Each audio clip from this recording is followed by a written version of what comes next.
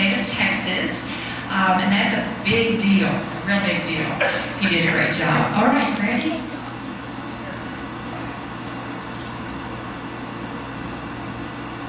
Hi everyone, my name is Sim, and I'm here to talk to you about some of my story. I'm 11 years old and I'm in the 6th grade. My brother Zane and I are now official black belt candidates in karate. We started Brazilian Jiu-Jitsu last year in July on top of our karate classes. I enjoy things like cooking and baking at home. I know boys my age don't normally have hair as long as mine and my brother Zane's, but we are both growing it out to donate, which we can do once it reaches 10 inches. I was inspired to grow my hair long enough to donate to Locks of Love, both by my cousin Brooke, who has been battling a neuroblastoma herself for more than 3 years now, and my Uncle Daniel, who died of a brain tumor in 2010. My family tries to keep very busy with all kinds of things. There are a few of the things we have done. These are a few of the things we have done since rolling into 2014. Back in January, we went to Top Golf in Allen and Thunderbird Roller Rink, and I gave a speech on behalf of CMN, then saw the movie The Nut Job. In February, we saw the Lego movie and traveled to Houston, where my brother and I competed in our second Brazilian Jiu-Jitsu competition and hopped over to Galveston for some sightseeing. I went to a Dallas Patriots baseball camp, saw a live performance of Beauty and the Beast, and we went to the Dallas Museum of Art for Autism Family Awareness Day.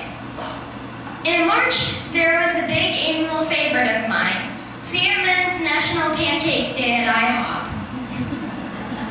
We saw an SC Dallas game, and over spring break, we were at that Dallas Stars hockey game when player Rich Peverly had his health scare. We saw the movie Mr. Peabody, and my brother Zane and I helped instruct a class for medically challenged kids at Rockstar Martial Arts in Frisco.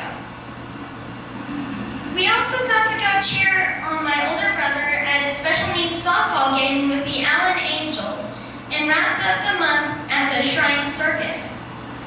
In April, my brother and I competed in our 3rd Jiu-Jitsu competition here in the Dallas area and gave a speech for CMN that night for an upcoming dance marathon, then enjoyed a show of Disney on Ice, then cheered the Dallas Stars on again in the makeup game against Columbus.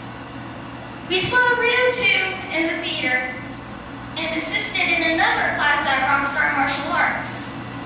We had to start testing at school last week and went to a huge family fun event put on by my brother's orthodontist. And last night I was fortunate to give a speech for the helping organization called Hope Kids while at a golf tournament. In the midst of all of this, I've been going to school where I am proud to be in the accelerated pace class and in honors math in school. And next year I will also be in the honors science and honors English too. I've also been taking my karate classes each week where I am in the leadership and elite leadership programs too, as well as attending the Jiu-Jitsu competition team practices. And now every Saturday morning for 2.5 hours, I am in the mandatory black belt test prep classes. I hope that didn't bore you too much or make you feel tired just thinking about all of that activity. I did have a reason to tell you about a handful of the things I have been up to. The point is that I could do those things. So now I'll tell you a little bit about my diagnosis. In March of 2009, my mom spoke to me, and when I looked up at her, one of my eyes crossed. That was all. Since nothing else was going on, my mom just watched over time. But in June, my other eye crossed for the first time, and I developed some unusual speech. So Mom took me to get checked out. Our family doctor examined me and actually did not find anything wrong, but he knew my mom and trusted her instincts. So he ordered an MRI for me where they put me to sleep so I would be still for the 75-minute procedure. While I was waking up, my mom got the news she feared. I had a brain tumor. I was admitted that night to Dallas Children's Medical Center where I had my first brain surgery. The doctors decided to remove the tumor with a second very big surgery. On August 6th, my parents were the first family in the surgery waiting room and watched one family after another come and go until finally they were the last family in there waiting. When it was their turn to be called back, they both got to come see me together this time. But I did not see that.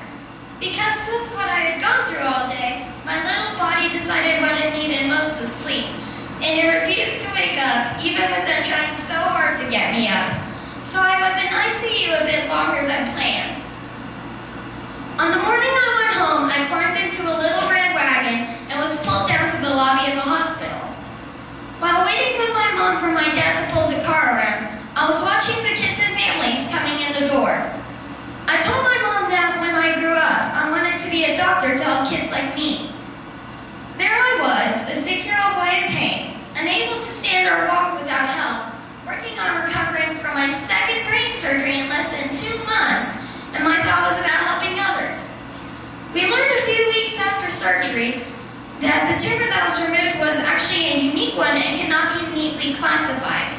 So they just labeled it a grade 2 tumor with grade 3 characteristics.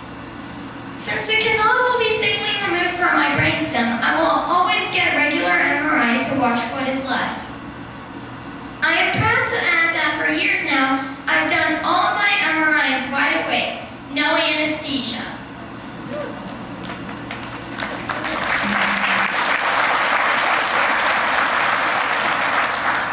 And if the tumor changes, I will immediately begin chemotherapy.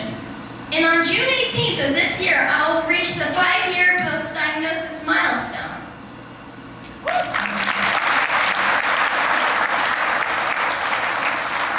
Getting to that point with no changes in my tumor means I can truly consider myself in full remission. I already do.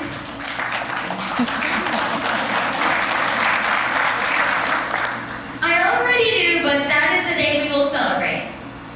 Less than 3 weeks after the big surgery, it was the first day of school.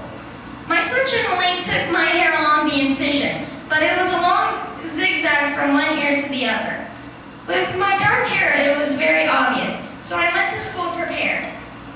I had a short speech ready so that I could talk to my second grade classmates about what had happened to me over the summer. I didn't want anyone to be afraid of me or be wondering why I would have to rest and sit out of PE and recess for a while. That was my first speech, and ever since then I've been fortunate to give speeches to several children's charities to help kids with illnesses of all kinds. I am much improved from the short-term memory problems I originally had. My balance is so much better than it was thanks largely to the martial arts classes I take. My brain processes all that I hear like your brains do.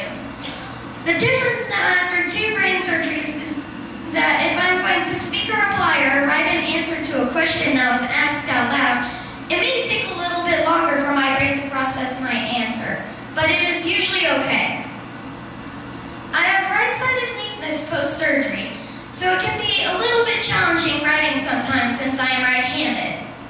That weakness has affected my right eye too, so my focusing muscles don't work so well.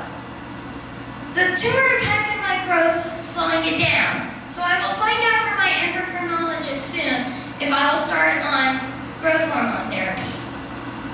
I tire a little bit more easily, but you know what? Overall, I have nothing to complain about. 90 to 95% of my tumor was removed. My issues post-surgery are things I can manage, and the biggie is the obvious one. I'm here today with my family and enjoying my life.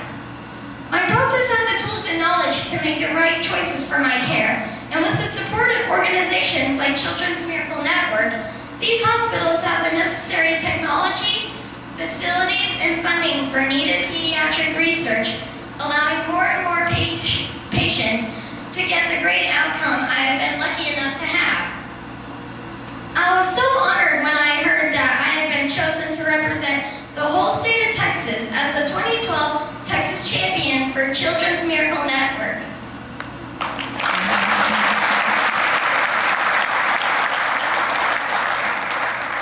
You wouldn't believe how inspiring it was for me to be around the champions from all the states when we traveled to Washington, D.C. and Orlando, Florida. To this day, I'm still in awe of those amazing kids and families who were such an inspiration.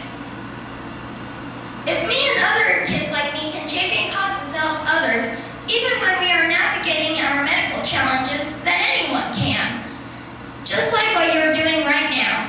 Fundraising for Children's Miracle Network helps real kids just like me. Be proud of your efforts and know without doubt that what you do is appreciated and really does make a difference. Thank you for your patience and allowing me to talk to you on this, to take you on this journey. And have a fantastic Superhero Tuesday.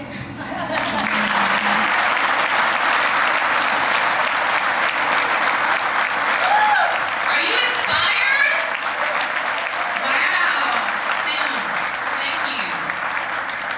If Sim's standing up here, I'm more nervous than he is, I can promise you. He did such a great job. Does not inspire each and every one of us to do everything we can. I don't know, what did Tim say? Whose son said you're not breathing? Was it Jeff? Thank you so much for sharing that. We appreciate it. Okay.